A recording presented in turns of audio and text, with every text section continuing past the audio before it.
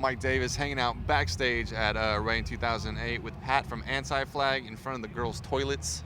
Pat, how's it going? Well, it's not as stinky as it could be in front of the girls' toilets, but I'm sure the boys' toilets are slightly worse. I think you chose well, my friend. Yes, when you make a choice between the female toilet or the male toilet, always go with the female toilet. Or the dirty punk rock fellows toilet. Yes. Yeah. Your hair looks beautiful today. Oh, go on. You're just saying that because it's true. Is that why we're sitting in front of the girls' toilet? I did. To blend in? I had to primp in the girls' toilet, and so yeah. It's very spiky. Yeah. And tell me about your first set of the day. Set 1 of 2. Set 1 of 2. We rocked the kids of Reading. It was a good time.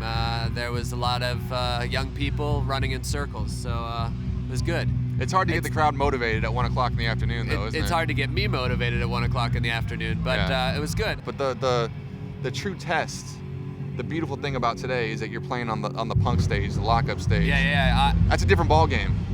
Well, it's the same ball game, but a different team. Exactly. And the lockup stage is my team. Yeah. There where my people are, and yeah, so that'll be a good time. It'll be a little bit more rock, a little less talk, because when you play to the lockup kids, they already sort of know the deal. They know the deal, so. Well, we're going to talk about this more in a second, but I'm going to bum the cameraman out and I'm going to stand up because my knees are about to break. Brilliant. So everybody shuffle around, and I do apologize about that.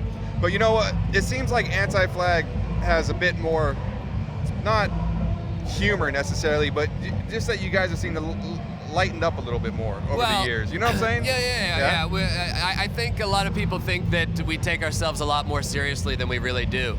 When you have hair that looks like this, people think that you take yourself very seriously, but if you really can't.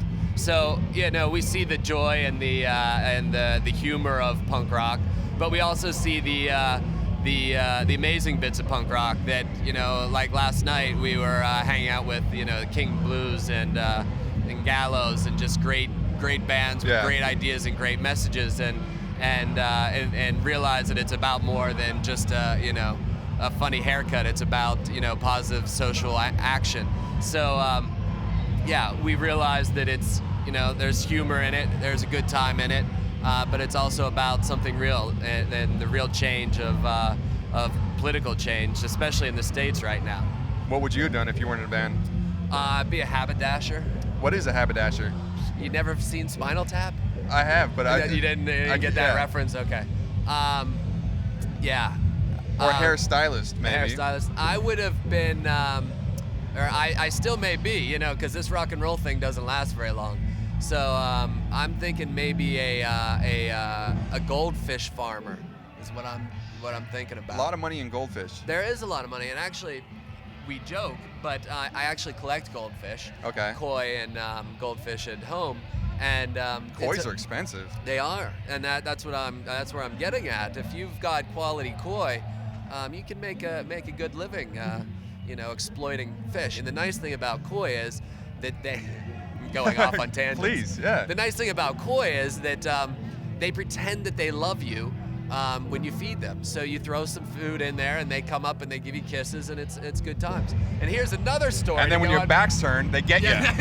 You can't trust them. You never turn your back on a koi. They're big. They're big Never too. turn your back on a koi. Never turn your back on a koi. But here's the other thing that's funny, is the other day I came out of my house. I've got this little tiny backyard. I dug this pond. It's very, very ghetto, but I love it.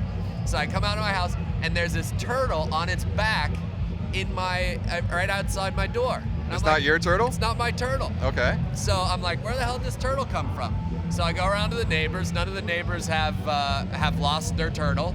So I take the turtle and put him in the pond. Now he's my turtle. He hangs out in my pond. I feed him. He loves me too. And he's no problems with the koi? No problems with the koi. The koi are big. They beat his ass. Actually, it's funny. That's a beautiful story. I would just take it out. It's fine.